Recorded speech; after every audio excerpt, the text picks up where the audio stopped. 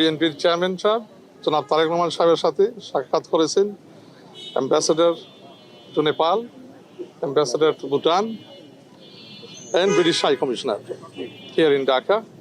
আজকে অত্যন্ত অনেক কোডাইল পরিবেশে তিন দেশের রাষ্ট্রদূত তাদের সরকারের পক্ষে ওনার সাথে এক্সচেঞ্জ করেছেন ভিউজ, এবং ওনার দেশে আসা বাংলাদেশ নিয়ে আগামী ভাবনা, বিএনপি সরকার গঠন করলে ওনার ডেভেলপমেন্ট প্রোগ্রাম নিয়ে বিভিন্ন কর্মসূচি নিয়ে কথাবার্তা এক্সচেঞ্জ হয়েছে অত্যন্ত একটা ভালো কোডাইল অ্যাটমসফিয়ারে। আপনারা জানেন গতকালকেও গুরুত্বপূর্ণ একটা বৈঠকে উনি ইউএস ট্রেড রিপ্রেজেন্টেটিভের সাথে অ্যাম্বাসেডার জেমিসন গ্রিয়ারের সাথেও উনি বৈঠক করেছেন ভার্চুয়ালি। তো ওনাকে ঘিরে স্বাভাবিকভাবে যেটা আমরা বলছি আগেও, যে একটা আন্তর্জাতিক মহলে আগ্রহ আছে 25 তারিখের ঐতিহাসিক রিটার্নের পরে ওনাকে ঘিরে মানে একটা মানে এই আগ্রহের প্রেক্ষাপটেই মানে আপনার you are seeing exchanges between various ambassadors, high commissioners here in Dhaka with the chairman, Tariq Rahman Sahib. So, you know, in terms of, এই দেখেন আজকে কি শনিবার, সাপ্তাহিক ছুটির দিন, তো সাপ্তাহিক ছুটির দিনও উনি মানে আগ্রহ দেখাচ্ছেন সাক্ষাৎ করার জন্য বিভিন্ন দেশের অ্যাম্বাসেডার, হাই কমিশনার এবং চেয়ারম্যান সাহেব।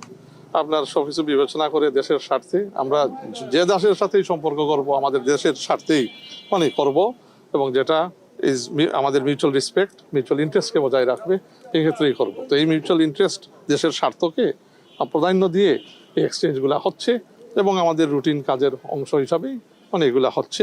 অফকোর্স একটা ওভারওয়েলমিং আগ্রহ ওনাকে নিয়ে, যেহেতু ওনারা দেখছে যে তারেক রহমান বাংলাদেশের মানুষের কাছে কি, এবং বাংলাদেশের মানুষ তারেক রহমানকে কোন জায়গায় দেখে। তো এইটা তারা উপলব্ধ মানে they can feel, and feeling that they are eager to exchange views with him, and vice versa. Our chairmanship is very much cordial to meeting international diplomatic community here in Dhaka. Thank you. সেটা হচ্ছে যারা আসছেন কূটনৈতিক, তাদের এখন পর্যন্ত বাংলাদেশের নির্বাচনের পরিবেশ নিয়ে তাদের কোনো পর্যবেক্ষণ কি আছে, দিয়েছে?